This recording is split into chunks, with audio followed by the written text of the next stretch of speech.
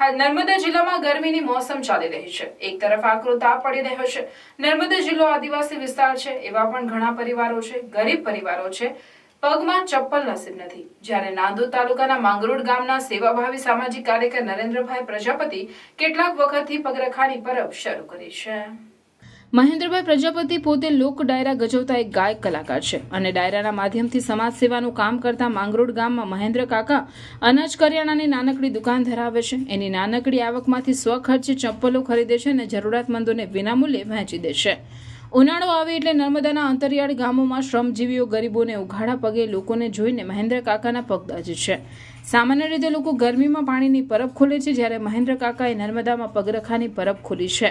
પોતે ઉનાળાની શરૂઆતથી જ ગામે ગામ જઈને શાળા, આશ્રમ શાળાઓ, ગામડાઓમાં જઈને લોકોને વિનામૂલ્યે ચપ્પલોનું વિતરણ કરે છે। હમણાં આ વર્ષે 40 ડિગ્રી ધૂમધકતા તાપમાં આશ્રમ શાળાઓ સ્કૂલમાં જઈ બાળકોને તેમજ ઉઘાડા પગ જરૂરિયાતમંદોને ગામમાં જઈને ચપ્પલોનું વિતરણ કરી રહ્યા છે।